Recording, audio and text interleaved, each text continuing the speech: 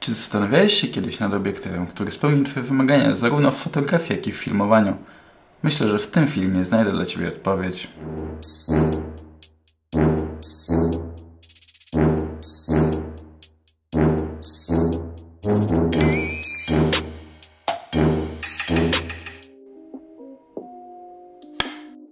Cześć, witam ponownie na moim kanale. Ja nazywam się Karol i w dniu dzisiejszym przedstawię Wam recenzję kolejnego obiektywu. Tym razem jest to obiektyw od firmy Olympus o ogniskowej 12-40 mm i stałym świetle f2.8. A zatem nie będę więcej przedłużał i zaczynajmy. Jak przystało na system Milko 4.3, obiektyw jest całkiem niewielki. Jego długość to 84 mm, średnica 70, waga 380 g, a średnica filtra to 62 mm. A oto porównanie do innych obiektywów od marki Panasonic oraz odpowiednika od Sony 24-70 mm f2.8. Jest to obiektyw o zmiennej ogniskowej w zakresie od 12 do 40 mm, co jest odpowiednikiem 24-80 mm dla pełnej klatki. Kąt widzenia to około 84 do 30 stopni. A zatem jest to uniwersalny, standardowy zoom. Maksymalna przysłona w tym obiektywie to f2.8 dla każdej wartości ogniskowej. W teorii, zgodnie z danymi producenta, najbliższa odległość od fotografowanego obiektu to 20 cm, ale jak widać udało mi się zrobić ostre zdjęcie ze zdecydowanie bliższej odległości. Jest to niewątpliwie dodatkowy atut obiektywu, jako że pozwoli nam na wykonanie zdjęć makro. Nie wiem, czy to kwestia tylko mojego egzemplarza, ale mogę przesunąć pierścień ostrości poniżej wartości 20 cm. Zadebiutował w 2013 roku i jest jednym z obiektywów sygnowanych znakiem PRO.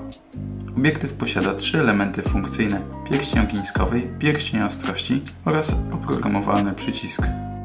Cały obiektyw został wykonany z metalu, korpus, pierścienia oraz mocowanie.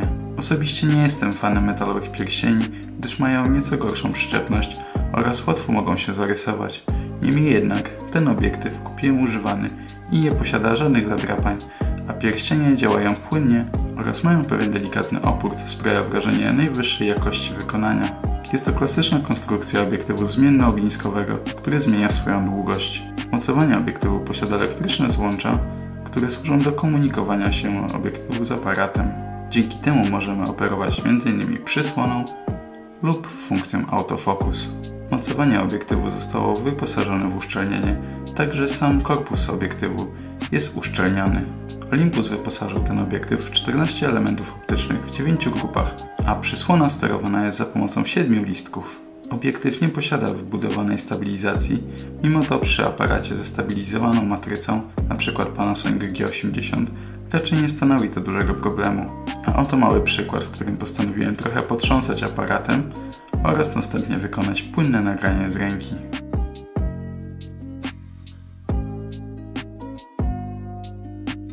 Jako że jest to obiektyw zmienny ogniskowy, postanowiłem wykonać test dla różnych wartości ogniskowej oraz różnych przysłon. A zatem przejdźmy do testów. Obiektyw testowałem dla 3 różnych wartości ogniskowej: 12, 25 oraz 40 mm.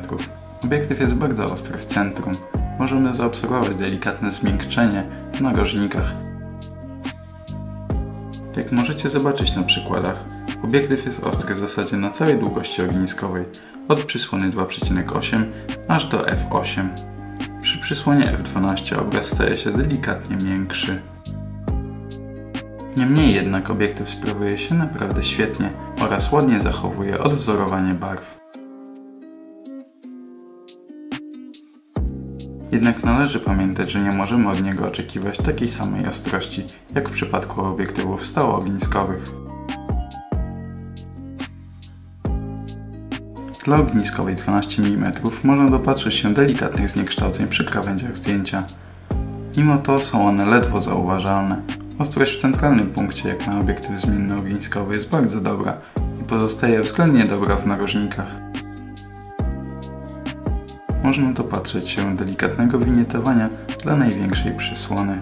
Ta sytuacja ulega poprawie wraz ze wzrostem wartości przysłony i tak przy f4.0 w zasadzie problem znika.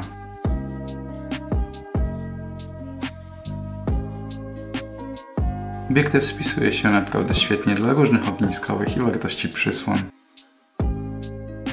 Delikatne finietowanie pojawia się dla przysłony f2.8 dla każdej ogniskowej. W moich testach nie zauważyłem znacznych aberracji chromatycznych. Jeśli chodzi o działanie autofokusa, to działa naprawdę precyzyjnie i chyba najlepiej ze wszystkich obiektywów, które do tej pory testowałem w systemie Micro 4/3. Autofokus potrafi się nieco gubić w sytuacji, gdy mocno przybliżymy się do obiektu i chcemy zmienić wyostrzenie na drugi plan. Niemniej jednak w takiej sytuacji pierścień manualnego ostrzenia spisuje się rewelacyjnie, a mamy do niego szybki dostęp ze względu na zastosowane sprzęgło. Wystarczy tylko, że cofniemy pierścień i przechodzimy w tryb manualny, co oznacza, że nie musimy zmieniać ustawień na aparacie. Dodam, że test wykonywany jest na korpusie Panasonic i może wyglądać to nieco inaczej dla aparatów marki Olympus. W przypadku wykonywania zdjęć, o ile nie zbliżamy się do obiektu zbyt blisko, autofokus działa w zasadzie bez zarzutów.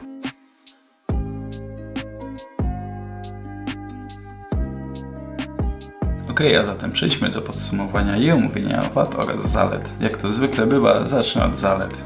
Przede wszystkim główną zaletą tego obiektywu jest stałe światło na całej długości ogniskowych, które wynosi f2.8. W dodatku obiektyw jest naprawdę ostry i nie posiada żadnych wyraźnych wad optycznych, a na dodatek całkiem ładnie odwzorowuje kolory. Sprawia to, że jest to obiektyw idealny zarówno do robienia zdjęć, jak i nagrywania filmów. Pokrywa on większość zapotrzebowań w fotografii poprzez zakres ogniskowej 1240, co jest odpowiednikiem 2480 dla pełnej klatki, co czyni go świetnym obiektywem spacerowym, który zawsze i wszędzie zabierzecie chętnie ze sobą na wycieczkę lub na wyprawę i będziecie w stanie wykonać większość zdjęć.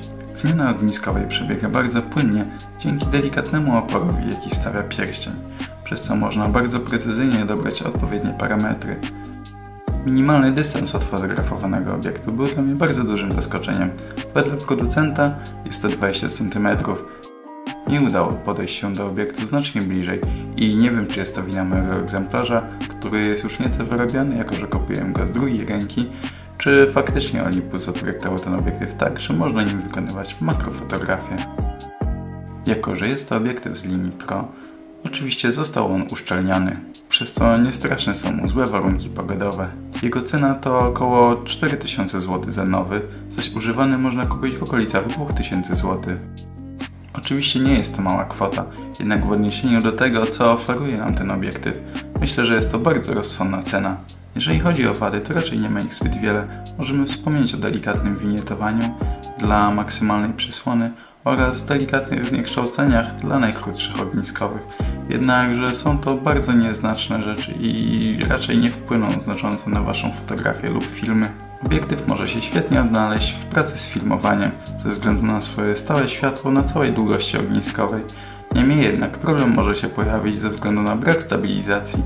Jeżeli nie posiadacie gimbala lub aparatu, który posiada wbudowaną stabilizację matrycy, możecie mieć nieco trzęsące się nagranie.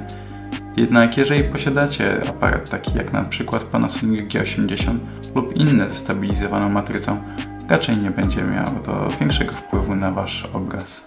Jednak jeżeli nagrywacie swoje filmy ze statywu, nie ma to w takiej sytuacji żadnego znaczenia. Zatem przejdźmy do mojego podsumowania i mojej opinii na temat obiektywu. Od momentu, gdy kupiłem ten obiektyw z drugiej ręki do mojego Panasonica G80, w zasadzie nie ściągam go ani na moment. Przez około 90% czasu, kiedy używam tego aparatu, ten obiektyw mam podpięty i właśnie nim nagrywam filmy lub robię zdjęcia.